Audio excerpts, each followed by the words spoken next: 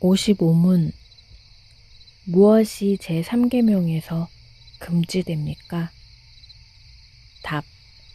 제3계명은 하나님께서 자신을 알리려 하신 것을 모독하거나 악용하는 모든 것을 금지합니다. 56문. 제3계명에 부과된 논리는 무엇입니까? 답. 제3계명에 부과된 논리는 이 계명을 깨뜨리는 자들은 비록 사람들로부터 징계를 피할 수 있지만 주 우리의 하나님은 그들로 그분의 의로운 심판을 피하지 못하게 하신다는 것입니다. 해설입니다. 소요리문답 54문은 제3계명이 하나님의 이름들, 칭호들, 속성들, 규례들, 말씀, 사역들을 거룩하고 공경하는 자세로 사용하는 것을 요구한다고 말합니다. 그리고 55문은 3계명이 하나님께서 자신을 알리려 하신 것을 모독하거나 악용하는 모든 것을 금지한다고 말합니다.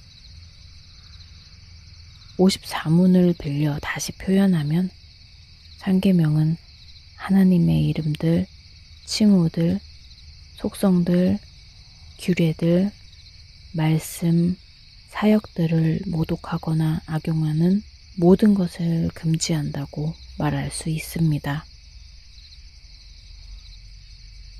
앞서 우리는 이에 대한 실제적인 예들을 살펴보았습니다.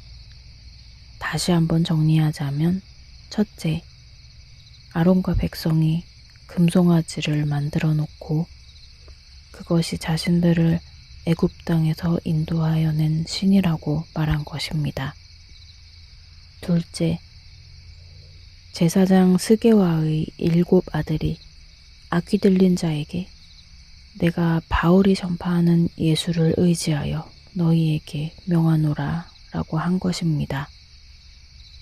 셋째, 아버지, 주님, 예수 그리스도, 할렐루야를 감탄사나 기합처럼 남발하는 것입니다. 넷째, 발람이 모압과 미디안 장로들에게 복채를 받고 이스라엘 백성을 저주해도 되는지 하나님께 물어본 것입니다. 다섯째, 엘리의 2 아들 홈니와 비느하스가 여호와의 제사를 멸시한 것입니다.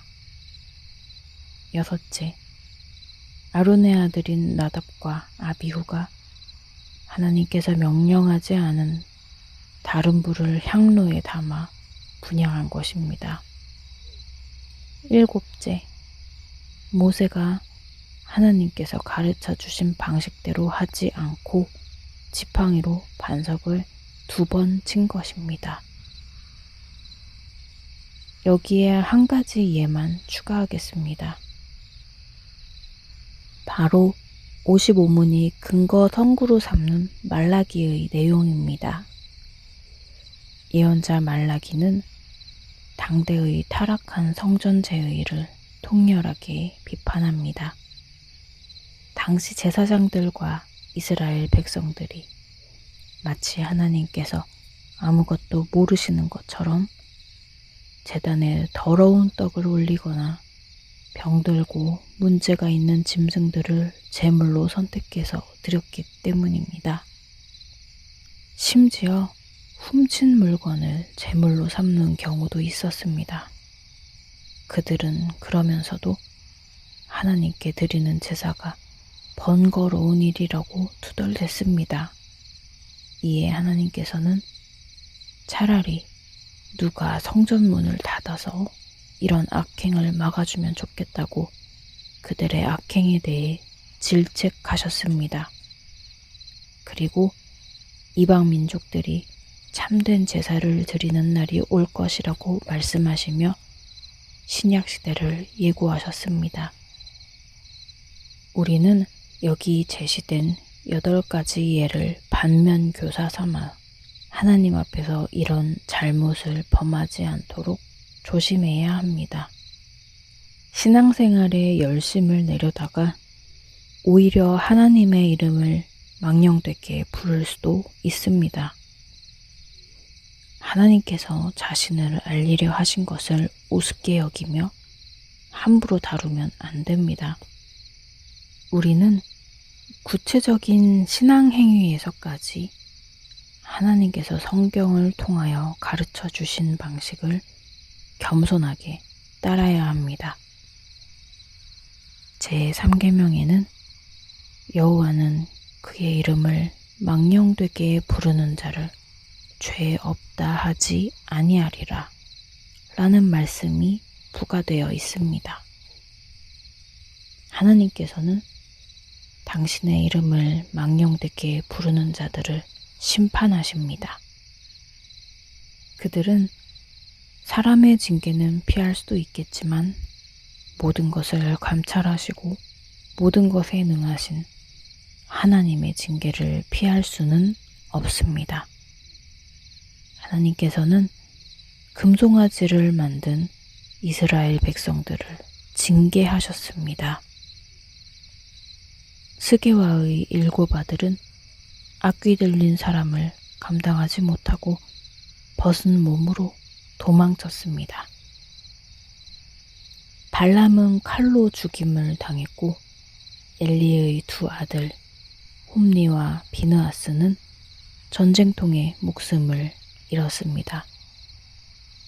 아론의 2 아들 나답과 아비후는 성전 일을 하던 중 불에 삼킴을 당해 죽었습니다. 모세 역시 눈앞에 있는 가나안 땅을 밟아보지 못했습니다. 성경에는 이 외에도 하나님을 업신여기다가 엄중한 응징을 받은 예들이 많습니다. 그중 하나를 살펴보겠습니다. 북이스라엘의 왕들 중 가장 악했던 아합은 하나님을 업신여겼습니다. 그는 전쟁터에 나갔다가 우연히 날아온 화살에 맞아 죽었고 그의 아내 이세벨은 창밖으로 내던져져 담과 말에 피를 튀기며 죽었습니다. 아합의 아들 70명은 모두 목이 잘렸고 아합의 집에 속한 자들도 예후에게 모두 죽임을 당했습니다. 아합과 더불어 여호와를 멸시하는 데 앞장선 아합의 귀족들과 신뢰받는 자들과 제사장들도 모두 죽임을 당했습니다. 아합은 22년 동안이나 왕위에 있었습니다. 백성들은 여호와를 멸시하고 악행을 일삼는 아합 왕의 계속되는 통치하에서 하나님께서 살아계시는지 의문을 가졌을 수 있습니다. 하지만 하나님은 분명히 살아계셔서 때가 되자 아합과 이세벨은 물론 그의 악행과 관련된 모든 자를 심판하셨습니다. 악인들의 통치는 끝나지 않을 듯이 보입니다. 하지만 악인의 득세는 잠깐이며 때가 되면 반드시 하나님의 엄정한 응징이 이루어집니다. 이 세상에서 응징이 안 되는 것처럼 보일지라도 죽음 이후에 하나님을 믿지 않은 그들에게는 지옥에 가는 응징이 따릅니다. 우리는 이 사실을 굳게 붙들고 더욱 하나님을 그분이 지시하신 방식대로 바르게 섬기기 위해 힘써야 합니다. 내가 주를 바라오니 성실과 정직을 나를 보호하소서